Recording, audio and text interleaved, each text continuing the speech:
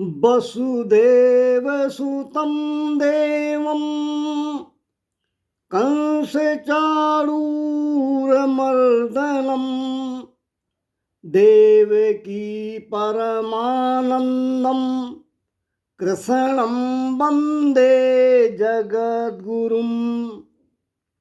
भक्तों, श्री भागवत जी की कथा में भगवान के गृहस्थाश्रम पर चर्चा कर रहे हैं।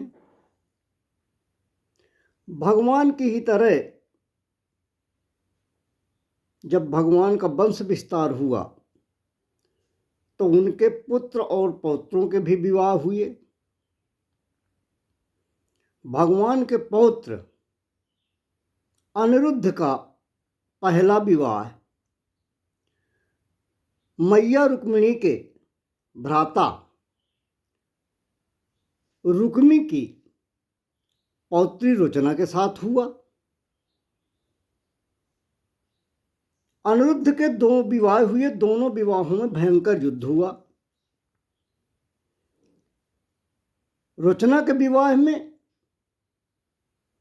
भगवान बलभद्र सरकार ने रुक्मी का वध किया। अनिरुद्ध जी का दूसरा विवाह बाणासुर की पुत्री उषा के साथ हुआ। उषा के विवाह में भगवान भोलेनाथ और भगवान श्याम सुंदर जी में घोर संघर्ष, घोर युद्ध हुआ। बाणासुर की पुत्री थी उषा। बाणासुर महान सुभक्त था। उसकी बेटी उषा ने एक दिन स्वप्न में अनिरुद्ध जी से विवाह रचा लिया, गंधर्व विवाह रचा लिया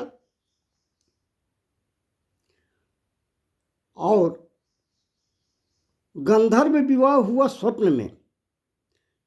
किंतु उषा जी ने संकल्प कर लिया, प्रण कर लिया कि मेरा विवाह उसी से होगा जिसको मैंने स्वप्न में वर्ण किया है। अब बाणासुर के मंत्री की बेटी चित्रलेखा नाम था जिसका, वो उषा की सखी थी। उषा के ही साथ अधिकतर रहती थी। वो बड़ी ही मायावी थी। मायावी होने के साथ साथ वो चित्रकार भी थी। चित्रलेखा के सामने अगर शब्दों से भी किसी के स्वरूप का वर्णन कर दिया जाए तो वो वर्णन सुनकर ही चित्र बना देती थी। अब मैया उषा जी ने स्वप्न में देखा जिस पुरुष को, उसका स्वरूप बताया चित्रलेखा जी को। तो चित्रलेखा जी ने अनिरुद्ध जी का चित्र बना दिया। जब मैया उषा ने अनिरुद्ध जी का चित्र देखा, उनकी सूरत देखी, बहुत प्रसन्न हुई। अब चित्रलेखा ने उषा से कहा कि सखी, चिंता मत करो, मैं तुम्हारे पास अनिरुद्ध जी को लेकर आ जाती हूं। मायावी उषा आकाश मार्ग से उड़ते हुए द्वारिका पहुंची। सोते में अनिरुद्ध जी का हरण कर लिया, पलंग सहित उठाकर ले आई। बाणासुर के राजमहल में उषा अनिरुद्ध जी को ले आई और उषा के कक्ष में अनिरुद्ध जी को प्रवेश करा दिया। अनिरुद्ध जी की नींद खुली तो पूछा, कौन हो देवी? मैया उषा ने कहा, स्वामी, मैंने ही आपको बुलाया है। मैं आपसे विवाह करना चाहती हूं। अनिरुद्ध जी ने भी उषा को पसंद किया और दोनों ने गंधर्व रीति से चुपचाप उषा जी के कक्ष में ही विवाह कर लिया। अब किसी बात को लेकर मैया उषा जी के कमरे में ही अनिरुद्ध जी और उषा जी का संवाद हो रहा है। किसी बात पर अनिरुद्ध जी ठहाका मारकर हंस पड़े। द्वारपाल ने सुन लिया। द्वारपाल ने सोचा कि राजकुमारी के महल में किसी पर पुरुष का प्रवेश, पर पुरुष का प्रवेश तो राजकुमारी के कक्ष में वर्जित है, तो पर पुरुष कैसे विद्यमान है अंदर। अब जब कोई पुरुष जा ही नहीं सकता तो उनके कक्ष से पुरुष के हंसने की आवाज कैसे आई। द्वारपाल बाणासुर के पास पहुंचा, शिकायत किया। द्वारपाल ने बाणासुर से क्या कहा, कन्यायाह कुल दूषणम।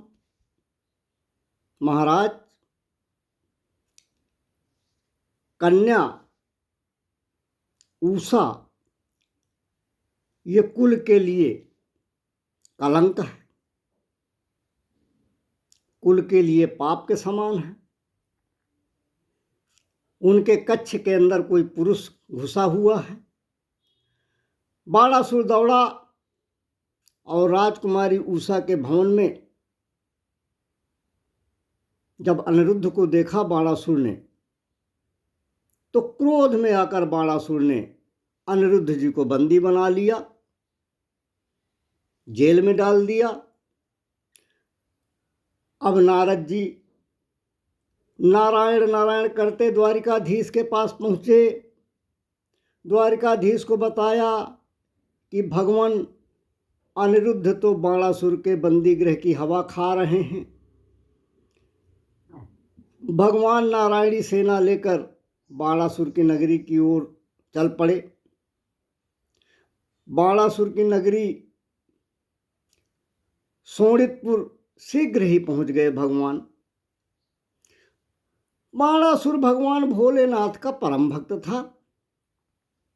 भोलेनाथ ने उसे एक ध्वज दिया था